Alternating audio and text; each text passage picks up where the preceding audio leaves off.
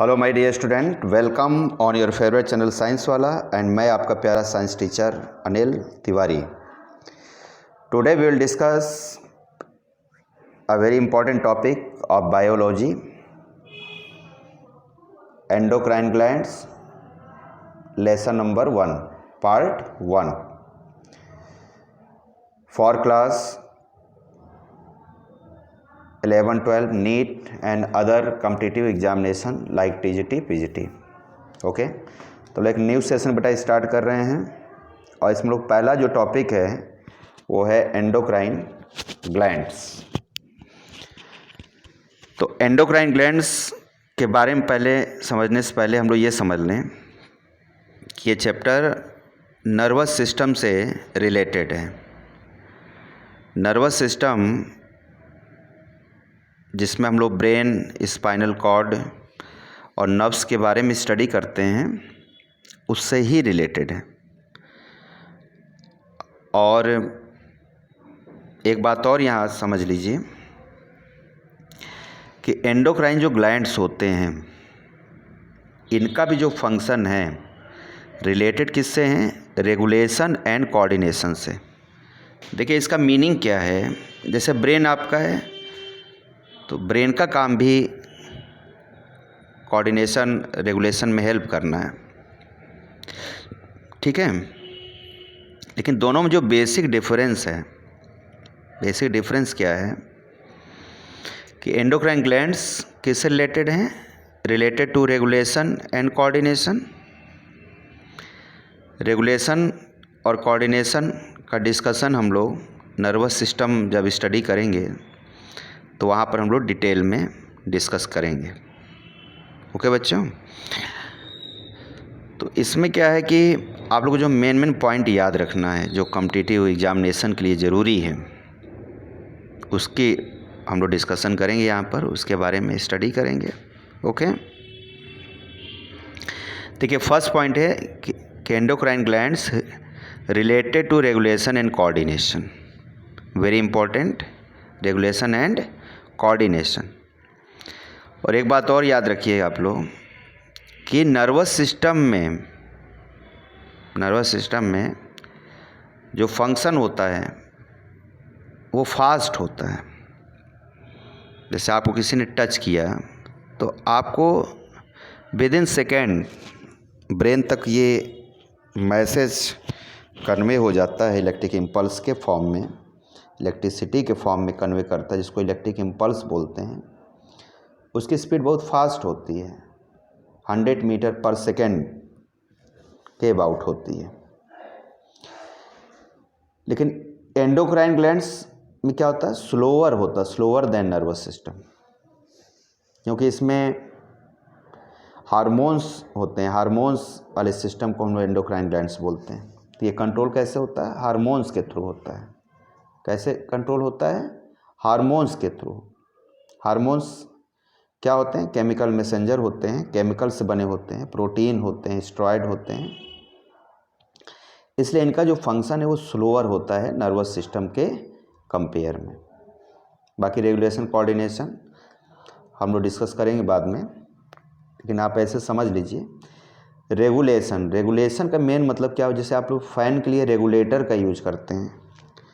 Regulator का क्या function है भाई? पंखे को कम तेज़ करते हैं, 1 पे करिए तो फ़ैन धीमे चलने लगता है, 2 पे करिए स्पीड बढ़ जाती है, 3 पे करिए और स्पीड उसकी इंक्रीज हो जाती है, इन्हेंस हो जाती है, 5 पे कर दीजिए फ़ैन फुल स्पीड में रन करने लगता है, ठीक है। इसलिए बेटा उसको हम लोग रेगुलेटर बोलते हैं। रेगुलेटर का मीनिंग ही होता है जो रेगुलेट करे, जो कंट्रोल करे, कंट्रोलर। तो ये रेगुलेशन का वर्क करता है हमारी बॉडी के अंदर। और कोऑर्डिनेशन सामंजस्य।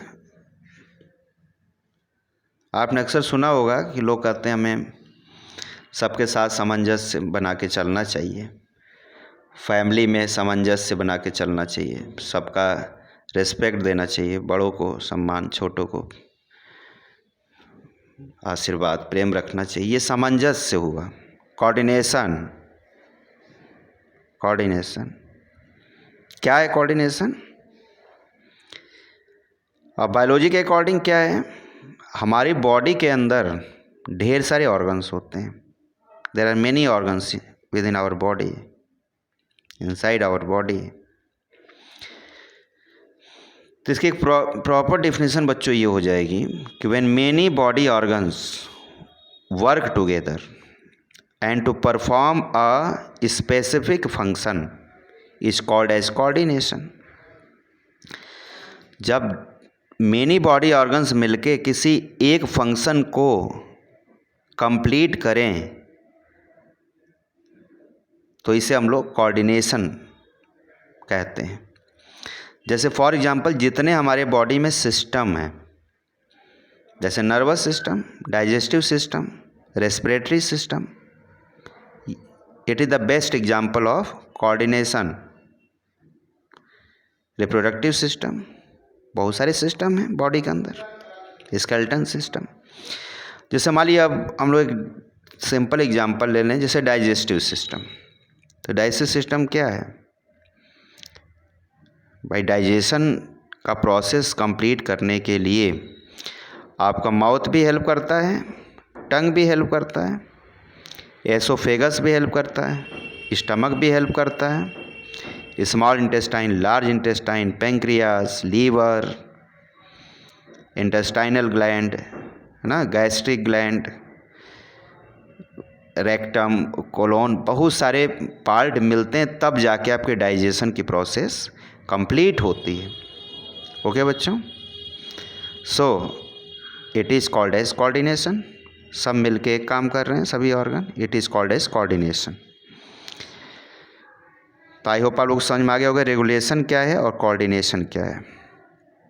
इसको कौन कंट्रोल करता है? एंडोक्राइन ग्लैंड्स करते हैं और नर्वस सिस्टम भी करता है, याद रखिएगा। तो रेगुलेशन, कोऑर्डिनेशन नर्वस सिस्टम भी कंट्रोल करता है और एंडोक्राइन ग्लैंड्स भी कंट्रोल करते हैं, यानी एंडोक्राइन सिस्टम। चलिए आगे बढ़ते हैं। एंडोक्राइन ग्लैंड की जो स्टडी होती है उसे हम लोग बोलते हैं endocrinology. Very important.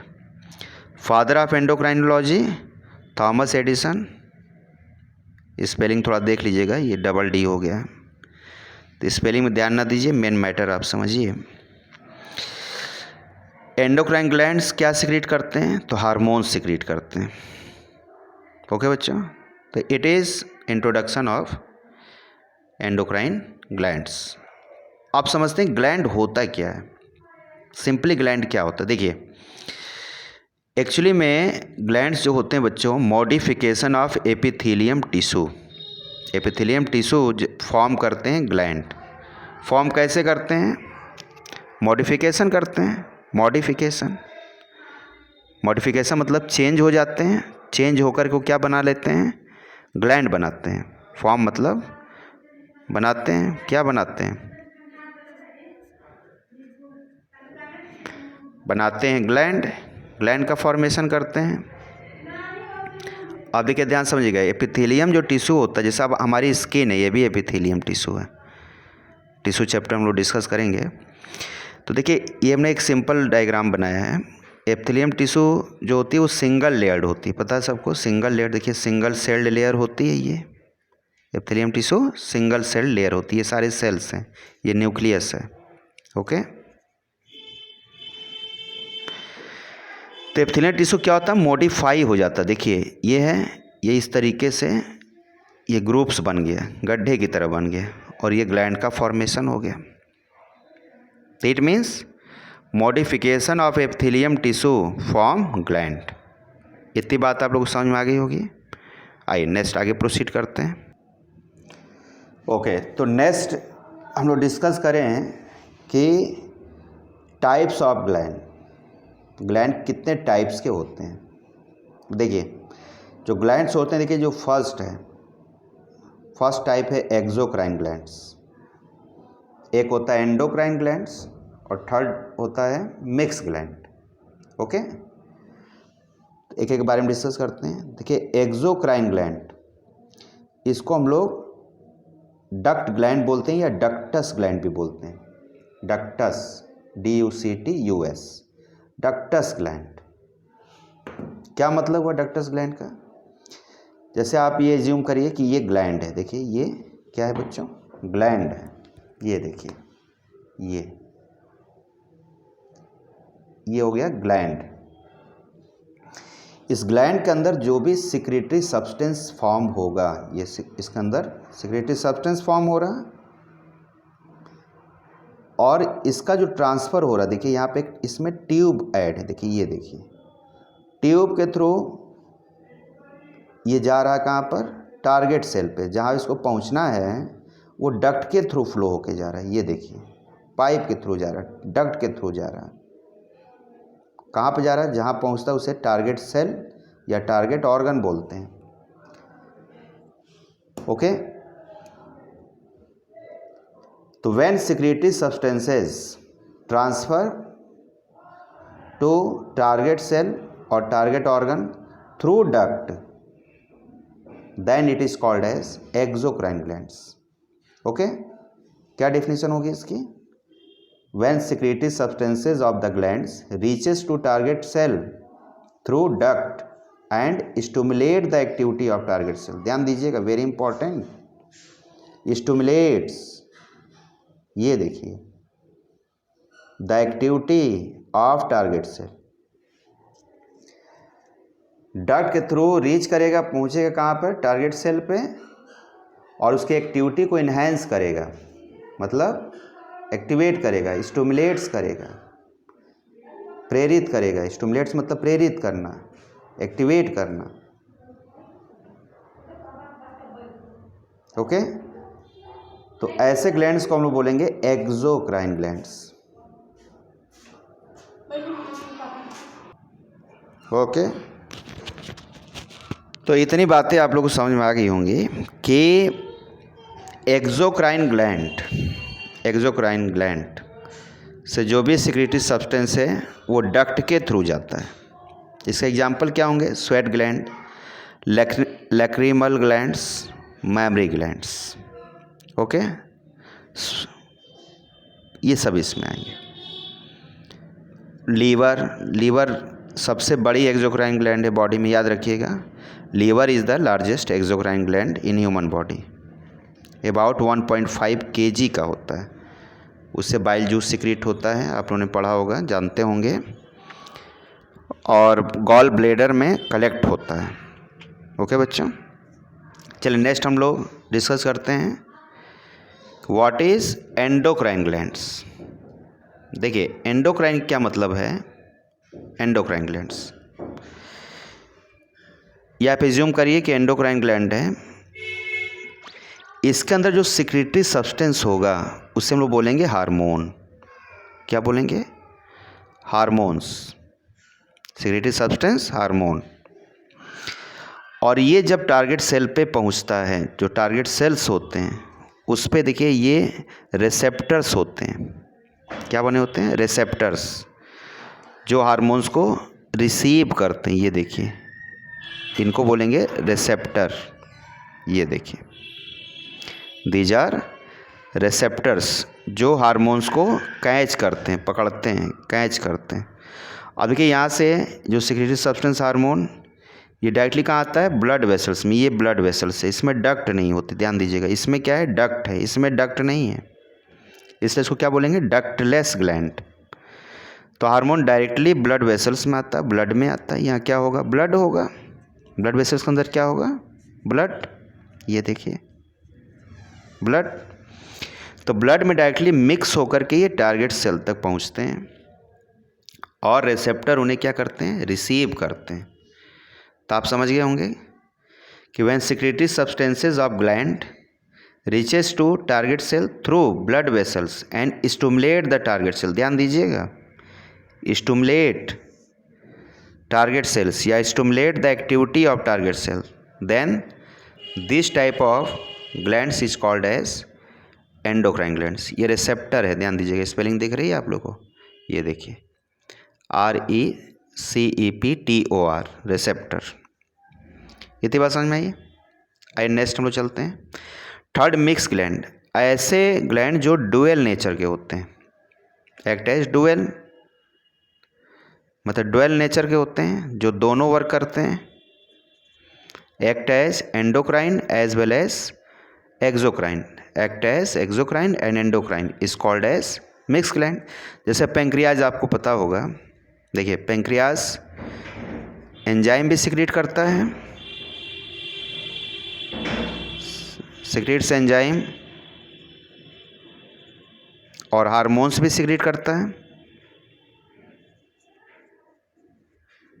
Secrete hormones, आपने नाम सुना होगा हार्मोन्स का, इंसुलिन, ग्लूकेगॉन, और 3 एंजाइम्स सिक्रीट करता है, 3 enzymes, trypsin, amylase, lipase. Trypsin protein के डाइजेशन में हेल्प करता है, एमाइलेज कार्बोहाइड्रेट के डाइजेशन में हेल्प करता है, और लाइपेज फैट को डाइजेशन में हेल्प करता है। ओके, तो देखिए इसमें एंजाइम भी सिक्रीट हो रहा है और हार्मोन्स भी सिक्रीट हो रहे हैं, इसलिए इसे हम लोग बोलेंगे mix gland.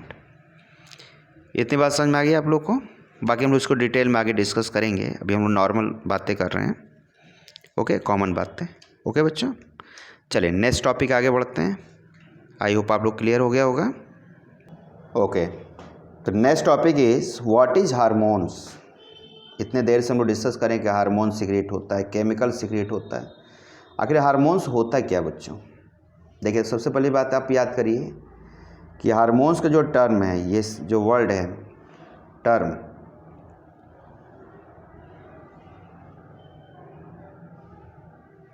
Was given by Starling. Starling ने ये टर्म दिया था हार्मोन, और बेलिस एंड स्टार्लिंग, बेलिंग और स्टार्लिंग ने क्या कहा था हार्मोन को? टू एक्साइट वर्ड बोला था। वेरी इंपॉर्टेंट, जब ध्यान दीजिएगा, to excite, TOXEXITE, very important. कई बार कंपटीशन पूछा जा चुका है, तो थोड़ा ध्यान देने की ज़रूरत है। तो बेलिस एंड स्टार्लिंग ने हार्मोन को क्या वर्ड दिया था? To excite.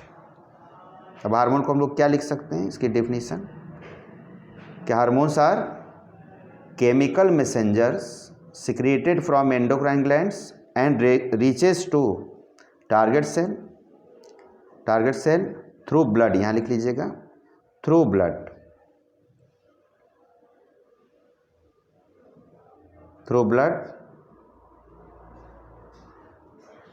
And stimulate the activity of target cell function. Okay, target cell के फंक्शन को, यानी एक्टिविटी को, फंक्शन मतलब एक्टिविटी को एक्टिवेट करते हैं, स्टिमुलेट करते हैं, प्रेरित करते हैं, एक्सेलरेट करते हैं, जो भी आप समझ लीजिए, इसको स्टिमुलेट करते हैं, ऐसे केमिकल्स को हम लोग हार्मोन्स बोलते हैं। ओके, इतनी बात समझ गए होंगे आप लोग। नेक्स्ट, इसके कैरेक्टर्स क्या होते हैं, हार्मोन्स के कैरेक्टर्स क्या होते हैं? ठीक है, ताकि मुझे कैरेक्टर्स की डिस्कशन कर लेते हैं कि कैरेक्टर्स क्या हैं हार्मोन्स के। देखिए फर्स्ट, ये बच्चों वाटर सॉल्युबल होते हैं, ठीक है। सेकेंड क्या है, ये लो मॉलिक्यूलर वेट होते हैं। अच्छा ध्यान दीजिएगा, एंजाइम और हार्मोन्स में अगर आपसे कहा जाए किसका मॉलिक्यूलर वेट लो है, तो हार्मोन्स का लो होता है और एंजाइम्स का मॉलिक्यूलर वेट हाई होता है, ज़्यादा होता है। केमिकल्स कौन कौन से केमिकल से बनते हैं, ये ध्यान दीजिए, ये प्रोटीन होते हैं, पेप्टाइड, पॉलीपेप्टाइड, और क्या होते हैं, derivative of amino acid, steroid का नाम आप लोगों ने सुना होगा, और डिराइवेटिव ऑफ स्टेरॉयड। तो ध्यान दीजिएगा, derivative of amino acid, steroid, derivative of steroid.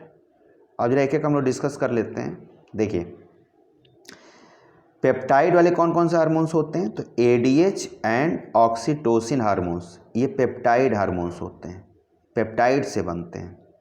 Okay, इस वेरी इंपॉर्टेंट, इसको थोड़ा ध्यान दीजिएगा आप लोग कि पेप्टाइड से कौन से हार्मोन्स बनते हैं, ADH एंड ऑक्सीटोसिन, इसको बोला जाता है पेप्टाइड हार्मोन्स। पॉलीपेप्टाइड वाले कौन से हैं, इंसुलिन और कैल्सिटोनिन, ये पॉलीपेप्टाइड वाले हार्मोन हैं। प्रोटीन वाले कौन से हार्मोन्स हैं, प्रोलैक्टिन एंड ग्रोथ हार्मोन्स, जो पिट्यूटरी ग्लैंड से सिक्रीट होता है, ग्रोथ हार्मोन्स। नेक्स्ट देखिए डिस्कस कर लेते हैं derivative of amino acid. Amino acid वाले कौन कौन से हार्मोन्स हैं? एमिनो एसिड क्या होता है? यूनिट ऑफ प्रोटीन, ध्यान रखिएगा, यूनिट ऑफ प्रोटीन, प्रोटीन का सबसे छोटा स्मॉलेस्ट पार्ट को एमिनो एसिड बोलते हैं। तो एमिनो एसिड से कौन कौन से हार्मोन्स बनते हैं? ट्रायोसिन और ट्रिप्टोफान।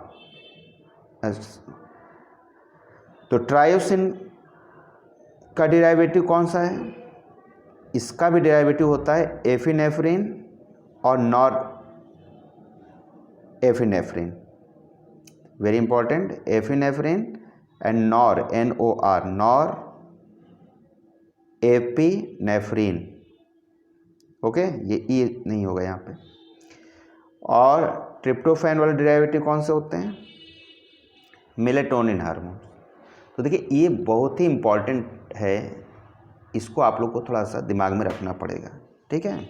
बहुत सारे क्वेश्चंस इसमें कंपटीशन से पूछे जा चुके हैं, ओके। चलिए नेक्स्ट हम लोग डिस्कस करते हैं। देखिए स्टेरॉइड से कौन से हार्मोन्स बनते हैं? तो सेक्स हार्मोन्स स्टेरॉइड से बने होते हैं। सेक्स हार्मोन्स आप लोग जानते हैं दो तरह के होते हैं, male sex hormones and female sex hormones. Female में कौन सा होता है? Estrogen, progesterone, estrogen and progesterone, देखिए एस्ट्रोजन एंड प्रोजेस्टेरॉन। और मेल सेक्स हार्मोन्स कौन सा है? टेस्टोस्टेरॉन, ये टेस्टिस से सिक्रीट होता है टेस्टोस्टेरॉन। और एस्ट्रोजन प्रोजेस्टेरॉन कहाँ से सिक्रीट होता है? ओवरी से, ओके बच्चों। आगे देखिए और क्या एग्जाम्पल होगा? All the hormones secreted from adrenal cortex. Adrenal cortex से जितने भी हार्मोन्स सिक्रीट होंगे वो सारे स्टेरॉइड हार्मोन्स होंगे, very important, I repeat again, all the hormones secreted from adrenal cortex belongs to steroid hormones, very important. For example glucocorticoid, mineralocorticoid, mineralocorticoid, glucocorticoid, these belongs to hormones secreted from adrenal cortex। समझ में आ गया होगा, clear. चलिए next आगे बढ़ा जाए। डिराइवेटिव्स of steroid. अब steroid के डिराइवेटिव कौन? ये तो स्टेरॉइड हो गया, अब इससे मॉडिफाइड होके भी कुछ हार्मोन्स बनते हैं, ठीक है। कौन सा है ग्लैंड? प्रोस्टाग्लैंडिस, ध्यान दीजिएगा, प्रोस्टाग्लैंडिस, ये हार्मोन्स वेरी इंपॉर्टेंट, इसको याद रखने की ज़रूरत है, वेरी इंपॉर्टेंट। कुछ बातें बेटा थोड़ा सा और आप लोग याद रखिएगा, इंपॉर्टेंट है कि plant hormones are made up of weak organic acid. जितने भी प्लांट हार्मोन्स होते हैं 5 होते हैं, आपने पढ़ा होगा, ऑक्सिन, जिब्रेलिन, साइटोकाइनिन, है ना, एब्सिसिक एसिड ना, एथिलीन। तो ध्यान दीजिएगा जितने भी हार्मोन्स होते हैं सब वीक ऑर्गेनिक एसिड होते हैं, लेकिन एक नहीं होता, ध्यान दीजिएगा, जो एथिलीन है वो गैसियस प्लांट हार्मोन, सबको पता होगा। इसको छोड़ करके जो 4 हार्मोन्स बचे वो सारे क्या होते हैं? वीक ऑर्गेनिक एसिड होते हैं, ठीक है। कैसे होते हैं? वीक ऑर्गेनिक एसिड होते हैं, ठीक। अगला पॉइंट हम लोग बात करते हैं, चलिए 3 पॉइंट डिस्कस हो गया, ये 4th पॉइंट रिलेटेड हार्मोन से कि permeability of plasma membrane of target cell increased होता है बाय हार्मोन्स। ध्यान दीजिएगा, अगर कोई सेल है, जैसे मान लो ये सेल है, ये हम लोग लीवर का एग्जांपल ले रहे हैं, लीवर सेल मान लीजिए, तो लीवर सेल यहाँ क्या बोला जाएगा? Target cell. ग्लूकोज इसमें एंटर करता है, ग्लूकोज जाता है लीवर सेल में, ये मान लीजिए इंसुलिन हार्मोन से, ये इंसुलिन हार्मोन से। तो इंसुलिन हार्मोन जैसे ही बेटा यहाँ पहुँचता है, कहाँ पे? लीवर सेल पे। तो लीवर सेल का ये क्या हो गया बताइए? लीवर सेल का ये प्लाज्मा मेम्ब्रेन हुआ, कि नहीं, बताइए ये क्या बोलेंगे, प्लाज्मा मेम्ब्रेन या सेल मेम्ब्रेन या प्लाज्मा लेमा। तो प्लाज्मा मेम्ब्रेन की परमिबिलिटी का मतलब होता है पारगम्यता, मतलब इसको क्या करता है, इसमें सब्सटेंस को इंटर करने की कैपेसिटी को बढ़ा देता है, एबिलिटी को इंक्रीज कर देता है। कौन, कोई भी हार्मोन्स। तो लीवर सेल टारगेट सेल है किसका, इंसुलिन हार्मोन का, ध्यान रखिएगा। तो जैसे इंसुलिन हार्मोन्स यहाँ पहुँचेगा लीवर सेल पे, तो इसके मेम्ब्रेन के परमिबिलिटी को इंक्रीज कर देता है, वेरी इंपॉर्टेंट, ध्यान दीजिएगा। Clear. Next, fifth point, hormones are specific, यानी कि has specific function and specific target organ, ये भी इसमें ऐड करिए। हार्मोन्स आर स्पेसिफिक, इसका मतलब has specific function, her hormones का एक फिक्स फंक्शन है। जैसे इंसुलिन हार्मोन है तो इसका एक फंक्शन है कि ये ब्लड में शुगर के लेवल को क्या करता है, डिक्रीज करेगा। ग्रोथ हार्मोन्स है, उसका काम क्या है, आपके बॉडी में मसल्स और बोन्स को ग्रोथ करना। ग्रोथ हार्मोन्स आपके बॉडी में ग्रोथ करता है, इंसुलिन हार्मोन्स ग्रोथ नहीं करता है, ये ग्लूकोज के लेवल को डाउन करता है। क्या मतलब है इसका, हर हार्मोन्स का एक फिक्स फंक्शन है, हार्मोन्स आर स्पेसिफिक, और जहाँ पे एक्शन करते हैं वो आर्गन भी फिक्स है, उसे हम लोग बोलते हैं target cell. It means hormones are specific, यानी has specific function and a fix target cell, इसको ऐड करिए आप लोग, and has a fix target cell. Okay बच्चों, या टारगेट ऑर्गन एक ही बात है। चलिए, तो क्या मतलब है स्पेसिफिक का, each hormones has its unique function. Okay बच्चों, जैसे टेस्टोस्टेरोन क्या करेगा, स्टिमुलेट करेगा सेक्स ऑर्गन को, टेस्टिस को, और इंसुलिन क्या करेगा, स्टिमुलेट करेगा पेंक्रियास को। ओके, तो इंसुलिन का टारगेट ऑर्गन कौन हो गया, पेंक्रियास। टेस्टोस्टेरोन का टारगेट ऑर्गन कौन हो गया, टेस्टिस। ध्यान दीजिए, यही टारगेट सेल या टारगेट ऑर्गन है, ये पेंक्रियास, यहाँ टेस्टिस। टेस्टोस्टेरोन का टारगेट सेल टेस्टिस, इंसुलिन का टारगेट सेल पेंक्रियास। देखिए नीचे नोट में लिख भी लीजिए आप लोग, each hormones has its own और स्पेसिफिक टारगेट सेल। चलिए सारी बातें इसमें नोट है, अब आगे बढ़ते हैं। ठीक है बेटा, ओके। देखिए नेक्स्ट जो पॉइंट है, point number 6, hormones accelerate biochemical reaction. Very important. क्या, हार्मोन्स का मेन फंक्शन होता है एक्सेलरेट करना। क्या एक्सेलरेट करता है, बायोकेमिकल रिएक्शन। बॉडी के अंदर जो भी आपके रिएक्शंस हो रहे हैं, फंक्शंस हो रहे हैं, उसे वो एक्सेलरेट करता है, बढ़ाता है। ओके, जैसे मान लीजिए कि जो मालिक होते हैं, मालिक कहीं कंस्ट्रक्शन हो रहा है, तो जो वहाँ मालिक हैं, जो वहाँ के हेड हैं, जो ठेकेदार है वो मालिक है, वो हार्मोन समझिए, और लेबर क्या हो गया, टारगेट सेल। जैसे मालिक आते हैं, लेबर जल्दी जल्दी काम करने लगते हैं, फास्ट काम करने लगते हैं, किसके प्रेजेंस में, मालिक के प्रेजेंस में। यहाँ उसके मालिक क्या हो गए, हार्मोन हो गए। तो जैसे हार्मोन्स पहुँचता है टारगेट सेल में, उसके फंक्शन को इन्हेंस कर देता है। जैसे मालिक के प्रेजेंट में लेबर काम तेज करने लगते हैं, जस्ट लाइक। ओके, इतनी बात क्लियर हुआ। 7th पॉइंट, हार्मोन्स डिस्ट्रॉयड, यानी नष्ट हो जाते हैं, आफ्टर एक्सेलरेट यानी स्टिमुलेट बायोकेमिकल रिएक्शन। हार्मोन्स बच्चों देखिए, जैसे ही एक्सेलरेट करते हैं फंक्शन को टारगेट सेल में, उसके बाद हार्मोन्स डिस्ट्रॉय हो जाते हैं, बचते नहीं है, ख़त्म हो जाते हैं। इसको भी याद रखने की ज़रूरत है। नोट में एक पॉइंट लिखिएगा, बट एंजाइम्स रिमेन एंजाइम नष्ट नहीं होता, डिस्ट्रॉय नहीं होता, हार्मोन्स डिस्ट्रॉय हो जाते हैं। फंक्शन हुआ उसके बाद डिस्ट्रॉय हो गया। जैसे मान लीजिए ग्रोथ हार्मोन्स है, ग्रोथ हार्मोन्स का टारगेट सेल क्या है? आपके मसल्स और बोन। तो जब पहुंचता है तो मसल्स बोन्स को इंक्रीज करने के बाद वो ख़त्म हो जाता है। अगर मान लो बचा रह जाए तो आपकी हाइट तो बहुत तेज़ी से इन्हेंस होगी, बढ़ेगी, इंक्रीज होगी, तो आप तो काफ़ी बड़े हो जाएंगे, है ना, 100 मीटर के हो जाएंगे, और ज़्यादा हो सकते हैं। तो याद रखिएगा कि हार्मोन्स डिस्ट्रॉय हो जाते हैं आफ्टर एसेलरेट या stimulate biochemical reaction, but enzymes remain, बचा रहता है after accelerate biochemical reaction. Okay, एक पॉइंट और नोट करने की ज़रूरत है, molecular weight of hormones is lesser than molecular weight of enzyme, very important.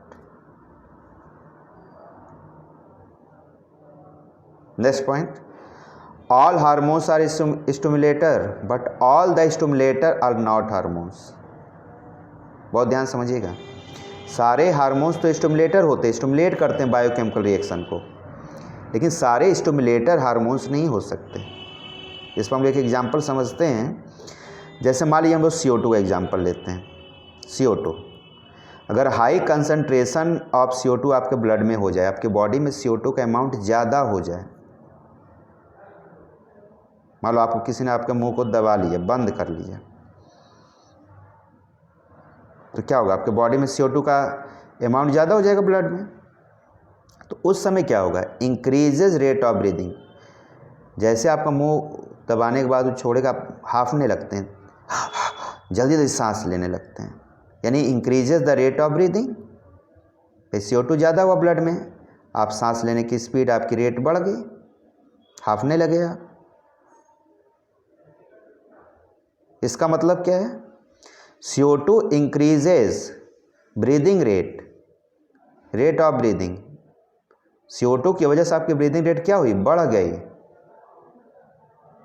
But CO2 is not a hormone, लेकिन CO2 तो हार्मोन नहीं है। ये क्या कहा जाएगा? CO2 is stimulator only for breathing rate. तो CO2 बेटा सिर्फ क्या है? स्टिमुलेटर है, हार्मोन नहीं है।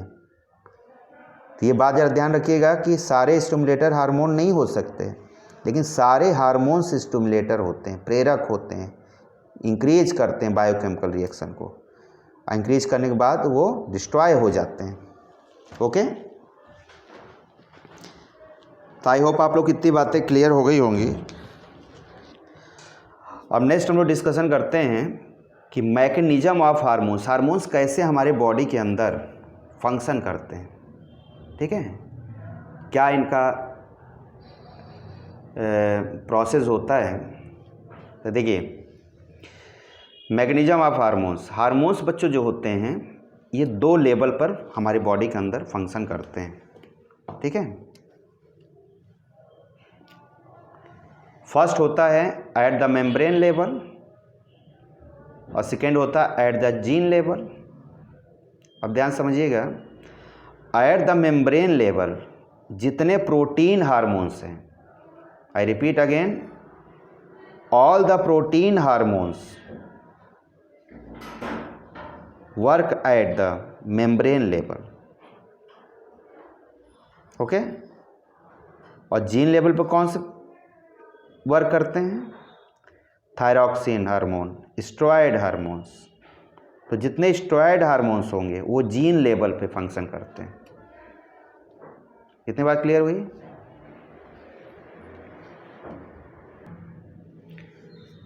जैसे आपसे कहा जाए कि आप एग्जाम्पल बताइए कि मेम्ब्रेन लेवल पर कौन से हार्मोन्स फंक्शन करते हैं, तो क्या लिखेंगे आप? प्रोटीन हार्मोन्स कौन कौन से बताए अभी आपको? एफ्रीन, नॉरएफ्रीन। एफ्रीन एंड नॉन एफ्रीन किस लेवल पर वर्क करते हैं? Membrane level. मेम्ब्रेन का मतलब सेल मेम्ब्रेन, सेल के मेम्ब्रेन पे फंक्शन करते हैं। और जीन लेवल का मतलब क्या हुआ? सेल के अंदर, न्यूक्लियस के अंदर जीन होता है ना, तो ये न्यूक्लियस के अंदर फंक्शन करते हैं। कौन? Thyroxine hormone, steroid hormone. तो उसको बोलते हैं जीन लेवल, मतलब जो न्यूक्लियस के अंदर मैकेनिज्म जिसका होता है। और मेम्ब्रेन लेवल जिसका सेल के मेम्ब्रेन पर होता है, cell membrane, plasma membrane. Plasmalemma, उस लेवल पर वर्क करते हैं, उसे बोलते हैं मेम्ब्रेन लेवल। तो याद रखिएगा all the protein hormones membrane level पर वर्क करते हैं, और थायरॉक्सिन हार्मोन्स, स्टेरॉइड जितने हार्मोन्स हैं वो जीन लेवल पर वर्क करते हैं। ठीक है बच्चों, तो आज हम लोग क्लास यहीं पर रखते हैं, और नेक्स्ट जो लेक्चर नंबर 2 होगा, पार्ट 2 होगा, उसमें हम लोग जीन लेवल और मेम्ब्रेन लेवल का डिटेल में डिस्कशन करेंगे। ओके, ठीक है, ओके, बेस्ट ऑफ लक। तो मिलते हैं हम लोग किसमें, पार्ट 2 में, लेक्चर नंबर 2 में मिलते हैं और इसको डिस्कस करेंगे। ओके, चलिए बेस्ट ऑफ लक, पढ़ते रहिए। Okay, bye.